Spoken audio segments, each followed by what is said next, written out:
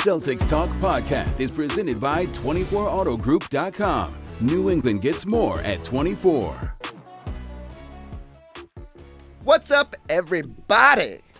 Eddie House, navigating a snowstorm to be here. I know, right? I keep laughing because, we were so excited to have you here, and then I saw the forecast, and I said, oh, man. Coming from Arizona, too. I thought it was cold out there. It was like 47, 52. I think today's high is a 68. And so I'm like, man. I am envious because, as you know, I golfed on December 20th. It was like the last 40-ish degree day. Damn. And since then, it has been all downhill in New England. All uphill in snow both ways. Damn. Yeah, it's been bad. Not uphill. The Celtics win 102-94 against the Portland Trailblazers, a night where the returns were the storyline, with Jrue Holiday getting his tribute video, with Rob Williams being back in attendance. You know I'm going to ramble about that at some point. But, I mean, just not a particularly, I keep using the word sexy. It was not like, the first quarter was great. It was like, oh, wow, Celtics are going to dominate this. Mm-hmm. And then it just kind of they kind of went on cruise control. You know how they say a win is a win, is a win, is a win. But also people also say that's an ugly win. Yeah. And that was kind of like an ugly win. It wasn't as sexy as you've been using. Good word. It wasn't as sexy as you would have liked it. Not a lot of threes. It wasn't like a free-flowing game. It was in the first quarter. And then we lost all three quarters after that. And if we didn't jump out to that lead, it would have been one of those rough games that we had to play. But, the bench showed up. Peyton Pritchard showed out. And, Jaylen Brown was just steady all night long. And then Sam Hauser with that big-time three that he hit right there. Mm-hmm. Like, those are the little details. And, even we Derek, who has been kind of going through it. Derek at the end. is knocking down that three. You just felt like the sense of relief, although he was still frustrated with himself because he had a bunch of turnovers. But, yeah, you're right. Like, everybody sort of had a little piece of it. Mm-hmm. Even Ugo coming in. I thought Ugo had some great minutes. Plus minus off the charts yet again. And I go back to, we were talking on the pregame show about the standings. And, look, I don't obsess about the standings right now. It's fun. Like, it's our job, so we're aware of them. I'm not, I don't sit there and say, oh, okay, they got to hold on to that number 2 seed. Like, there's going to be ebbs and flows and all that. But what I do always want them to do is take care of business against teams that they should take care of business against. Yeah, and no question. Yeah, so it felt like tonight was just one of those nights where, okay, you had to grind in Brooklyn. It probably cost you in Chicago. Just find a way to get a win. There's no pictures on the scorecard. Just get a W. And they did. And then you was talking about Ugo. The one thing about him is a lot of stuff that he doesn't show up on the box score. And, his energy is infectious. He plays hard every single time he gets out there. And you might look and you'd be like, man, he kind of turned the game around and he only maybe had one basket. Yeah. But he did all the other little things, the small things, a box out. Maybe taking a charge and just the small things that he does. And I think those type of things are super infectious to a team because when you see a guy that maybe doesn't play, get some DNPs, and then all of a sudden he's coming out there playing like his hair is on fire, like his life is on the line, you as a player also start playing like that. Your hair might not be on fire, but you playing with a different type of level of intensity because – you could feel that from your team. It's infectious. Yeah, my favorite play might have been there was a ball that was just bouncing out of bounds, and he just kind of stood in front of the Portland guy, sealed him off a little bit, just so he couldn't make a play to save it. And it's so inconsequential that it's not going to go in the box score. Who knows if the guy would have even made a play? But it's just like a 19-year-old kid having the presence of mind to go, I'm not going to try and risk grabbing the ball because I might fumble it out of bounds, and I'm not going to let this guy get to it. It's just, I don't know, little stuff that Ugo is. It's clear he's been a pro overseas. It's clear why he's become my 1B behind Rob Williams. And did you have a favorite Rob Williams highlight from this game? I want to say it probably was The one where he kind of hung in the air a little bit. Crazy, right? Yeah, he hung in the air and laid it up because it reminded me of what he can bring. Yeah. Of course, he could dunk that if he wanted to, but he has some contact. No foul called. Cool, thank you. But he kind of hung in the air a little bit, paused, and then laid it up in. And then that's probably was the best one right there. Yeah. I There would was a say tip this in. too, though. I would say this too. That tip in was nice too. I would say this. He's starting to look like the Rob Williams that we were accustomed to seeing before he got hurt in that 2022 season Yep. when we went to the finals and, maybe rushed back and just kind of wasn't the same and been dealing with injuries since then. But the fact of the matter is I think that he looks healthy right now. It's just that question is still 100%. And every time I do the exercise of is he one of the guys the Celtics should pursue, I do the same thing. I sit there and go, it's tough when if you needed someone that was 100% available, I think you probably have to steer clear. Like it's probably not the right move. You just can't bank on his health at the moment. But I think the Celtics are in this sort of unique position where they could use some big man depth, but they don't necessarily need big man depth. We'll talk about Amari Williams in a second, and I feel like he has been showing that he can be something down the road. Now, I don't know if he's going to be a playoff guy for you, but clearly he's been good, and there's some really encouraging stuff there. But when I look at Nemi and Garza, as good as they've been, I do think it would be just helpful to have another body. And so, if you were going to roll the dice on someone at the trade deadline. Rob is just an interesting aspect for me where, again, the pressure wouldn't be there to be like, you have to come in and you have to be 22 Rob. You just have to come in. You would already have some semblance of chemistry with the core group. And, let's see where it goes.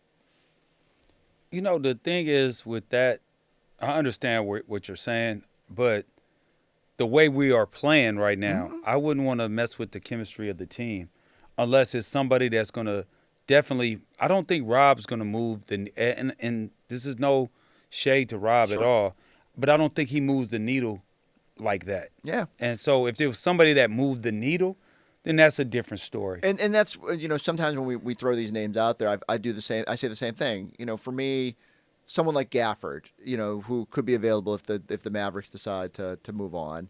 He has a little bit of redundancy with the way that Keita plays, right? And so I don't know how much of a boost you're getting there. There is certainly value to having just another available big man who has been in big games who could, potentially help you. And maybe he's a little bit more established than Keita to this point, but I think Keita's going to get to that point. I'm with you in terms of I don't want to shake anything up probably within the core group that plays. There is some potential to tweak on the back end. We haven't seen Chris Boucher this season really at all. Tillman's barely played. That's not going to be enough to go get you something, but you do have, whether it's traded player exceptions, whether it's draft picks, you have the ability to make some moves, and that's Brad's challenge. How much can you keep everything and the vibes going, but still examine what is on the market? I think Amari Williams is a guy that you look at and say, we could develop him. For sure. We know Keita and Garza. We've seen a body of work from them, so we know what they can bring to the table. This young man is just now showing us what he can bring, and it's in limited minutes at times, and going down and up from the G League, down to the G League, back up to the league, and still able to hold his own.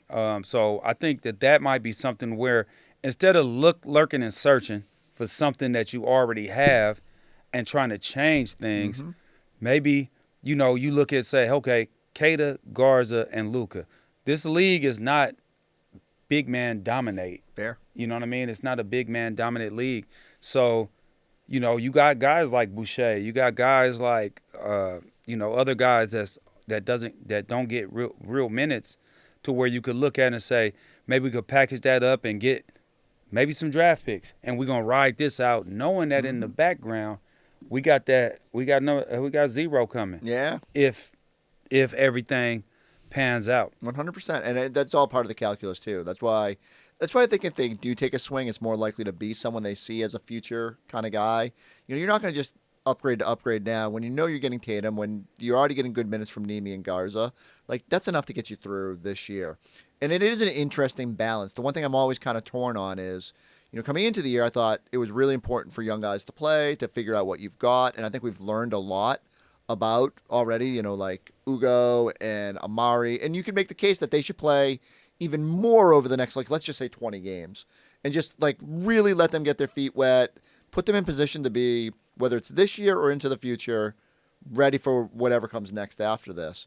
But there is also a balance of, like, the East is really crowded. You're trying to win games, and you've now probably hit a point where you're like, you're right there. You're in the mix. If when zero comes back, all of a sudden it like goes to a whole nother level. And so I think they're just going to have to kind of navigate that. And I feel like Joe is kind of giving everybody their opportunities and trying to carve out minutes. At some point that will flip. And I think we'll see more of what I would say is more like a playoff rotation out there, and just, okay, now it's just go time. Yeah, I agree with you on that. It's going to change. Probably right after All-Star break, everything will start changing. You'll see different, not different, but the same guys getting more minutes as opposed to less minutes. And when we talk about, if you look at Detroit, they're like, 5 games ahead of us right now? All it takes is a week and a half of bad basketball for them, a week and a half of good basketball for us, and we could be 1 game back, 2 games back. Now they might start feeling the pressure. So at that time, you don't want to start sliding down. And then vice versa. If we have a bad week and a half because we're experimenting, then next thing you know, we go from being second to being 5th or 6th. You know what I mean? And it just happens like that. So I think you got to be consistent with what you're doing. Stay the task at hand, 1 game at a time. Let All-Star break come, and then from there, and the trade deadline, let that, come around and figure out from there.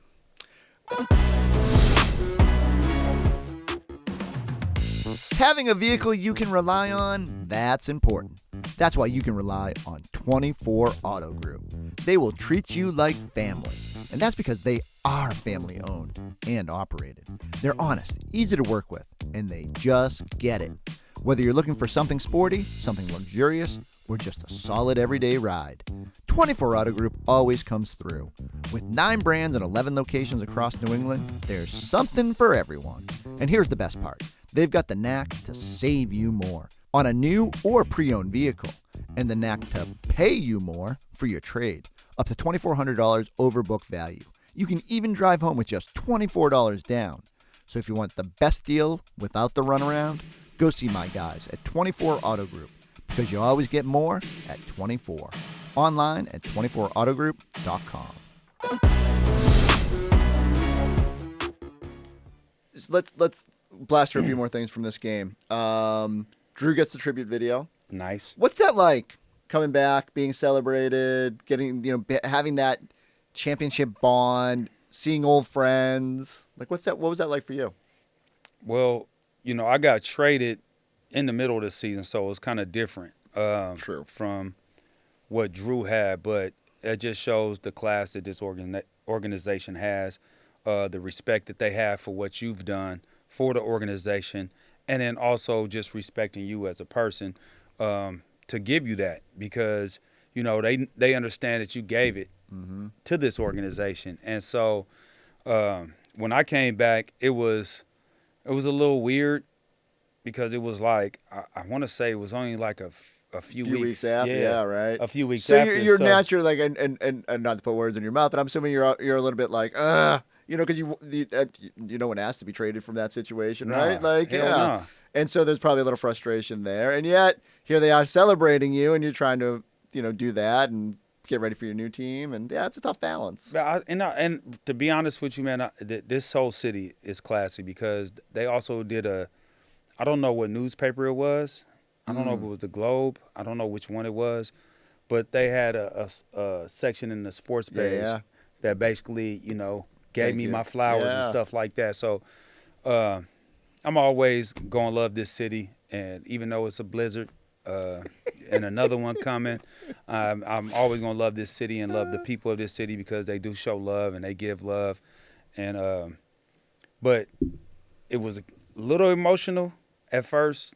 It's like, damn, this is happening. But you got to get back to the game. And then, I was with New York, and I'm playing against them, and I already knew who they were over there. I was like, this is finna be rough. Yeah. It was funny to watch Jrue. Like, Jrue did, step back, kind of watch the video. It was nice to see the Celtics players do the same thing. Rob was like super excited for Jrue in that moment. And that was like so funny to me because Rob gets traded from a team that he probably did not want to be moved from. You know, they had been so close in 22. Here he is getting ready to, like, felt like he was going to be a huge part of that 23-24 team. Gets moved. He was more excited than anybody for Jrue because I think he just understands, like, and kind of gets it. And it was neat to see him be, like, super excited for Jrue in that moment. It was super cool to see the fans. Bill Chisholm in his I Love Drake May shirt is out there, both clapping for Rob and for Jrue. Like you said, it's nice that the Celtics appreciate the history and the role that guys that helped them get, especially the title teams, did. The last thing I wanted to get to, Peyton Pritchard, the finger. So I don't know if you heard, like in PostGame Plus, we played the audio, and he was pretty much like, yeah, it's been going on for a month, no big deal. Oh. So he said he originally heard it around the first Portland game, thinks it's just been kind of bugging him. You can see he's got the little protective sleeve, which who knows how much that does.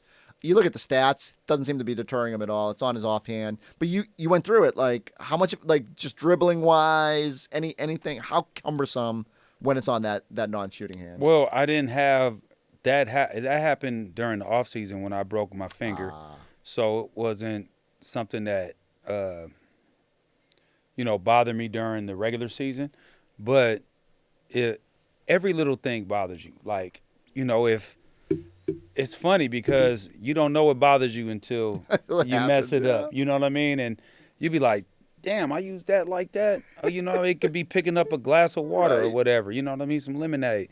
And you just, you feel it. But within the confines of those lines and in competition, a lot of times you don't feel it unless it gets hit the right way. And I think that's what happened with him tonight was when he went to get that rebound, that ball hit him the right way, and he could feel it. You never see him pull up and just stop playing. I've never seen that before. I've never seen him like, hey, this play is dead, my finger.